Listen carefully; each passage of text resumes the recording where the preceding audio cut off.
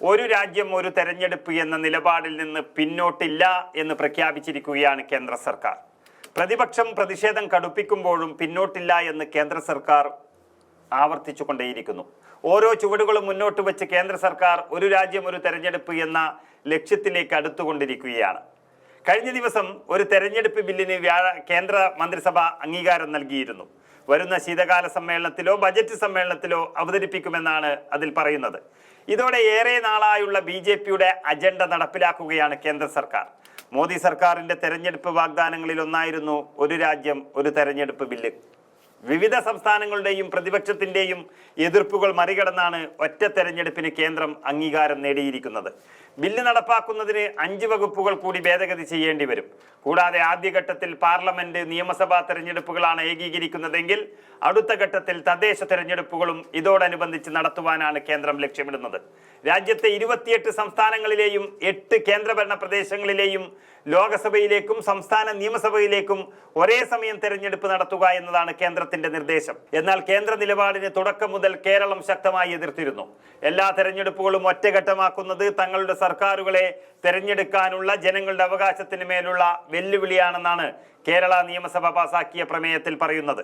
Bill പാസാക്കുന്നതിലൂടെ Lok Sabha, നിയമസഭ, തദ്ദേശ തെരഞ്ഞെടുപ്പുകൾ ഒരുമിച്ച് നടത്തി ചിലവ് കുറക്കാൻ കഴിയുമെന്നാണ് കേന്ദ്ര സർക്കാർ വാദിക്കുന്നത്. പല സമയങ്ങളിൽ തെരഞ്ഞെടുപ്പ് നടക്കുന്നത് രാജ്യത്തിന്റെ പുരോഗതിക്ക് തടസ്സം സൃഷ്ടിക്കുമെന്നും വികസന പ്രവർത്തനങ്ങളെ ബാധിക്കുമെന്നാണ് കേന്ദ്ര സർക്കാർ പറഞ്ഞിരുന്നത്. എന്നാൽ ഒറ്റത്തവണ തെരഞ്ഞെടുപ്പ് നടത്തുമ്പോൾ വ്യത്യസ്ത കാലയളവുകളിൽ തെരഞ്ഞെടുക്കപ്പെട്ടിരിക്കുന്ന നിർമ്മാണ സഭകളുടെ കാലാവധി എങ്ങനെ ഒരുപോലെ അവസാനിപ്പിക്കുമെന്നതടക്കമുള്ള ചോദ്യങ്ങൾ ഇവിടെ ബാക്കിയാവുകയാണ്. എന്നാൽ ചിലവ് കുറയ്ക്കൽ മാത്രമാണോ സർക്കാർ ഇതിലൂടെ ലക്ഷ്യമിടുന്നത് എന്ന ചോദ്യവും വളരെ കാലമായി ഉയരുന്നു. രാജ്യത്ത് പൊതു തെരഞ്ഞെടുപ്പുകൾ നടത്തുന്നത് തെരഞ്ഞെടുപ്പ് കമ്മീഷനാണ്.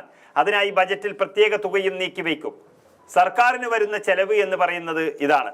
ബാക്കി വരുന്ന ചെലവ് രാഷ്ട്രീയ പാർട്ടികളുടേതാണ്. രാഷ്ട്രീയ പാർട്ടികൾ ചെലവാക്കുന്ന കണക്ക് കാണിച്ചുകൊണ്ട് തെരഞ്ഞെടുപ്പ് നടത്താൻ ഭീമമായ ചെലവാണെന്ന് പറയുന്നതിൽ എന്താണ് അർത്ഥം എന്ന ചോദ്യവും ബാക്കിയാകുന്നു. പാർട്ടികൾ അവരവരുടെ ചെലവ് കുറയ്ക്കുമെന്നിരിക്കട്ടെ, ആ പണം അവരെന്തു ചെയ്യും?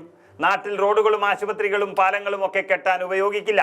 ഏതെങ്കിലും രാഷ്ട്രീയ പാർട്ടി തെരഞ്ഞെടുപ്പിൽ ചെലവാക്കാനുള്ള പണം മാറ്റിവെച്ച് നാടിൽ റോഡോ പാലമോ കെട്ടിയ ചരിത്രം ഇല്ല എന്നിരിക്കെ പിന്നെന്തിനാണ് തെരഞ്ഞെടുപ്പ് ചെലവ് എന്ന് പറഞ്ഞ് സർക്കാർ ആശങ്കപ്പെടുന്നത്?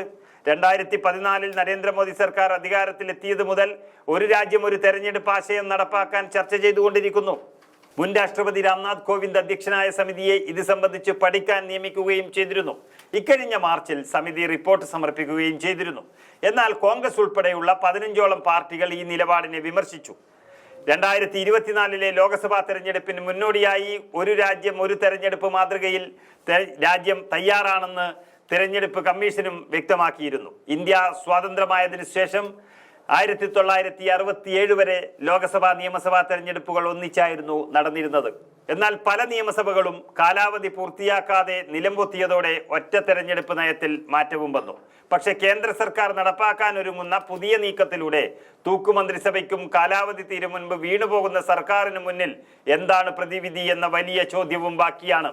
കാലാവധി തീരും മുൻപേ അസ്ഥിരമാകുന്ന സർക്കാരുകൾ നിലംപൊത്തി രാഷ്ട്രപതി ഭരണം വന്നാൽ അവിടെ പിന്നീട് കേന്ദ്ര സർക്കാരിന്റെ പിടി വീഴുമെന്ന കാര്യത്തിൽ സംശയമില്ല. ഇത് രാജ്യത്തിന്റെ ഫെഡറൽ സംവിധാനത്തിന് തന്നെ വെല്ലുവിളിയാണ്.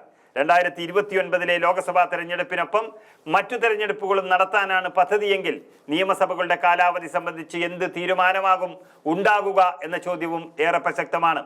ബില്ല് നിയമമായാൽ പാർലമെന്റിന്റെ സഭകളുടെ കാലാവധിയുമായി ബന്ധപ്പെട്ട ആർട്ടിക്കിൾ 83, രാഷ്ട്രപതി ലോക്സഭ പിരിച്ചുവിടുന്നതുമായി ബന്ധപ്പെട്ട ആർട്ടിക്കിൾ 85, സംസ്ഥാന നിയമസഭകളുടെ കാലാവധിയുമായി ബന്ധപ്പെട്ട ആർട്ടിക്കിൾ 172 എന്നിവ പിരിച്ചുവിടലുമായി ബന്ധപ്പെട്ട ആർട്ടിക്കിൾ 174 എന്നീ നിയമങ്ങളിൽ ഭേദഗതി നടത്തേണ്ടി വരും.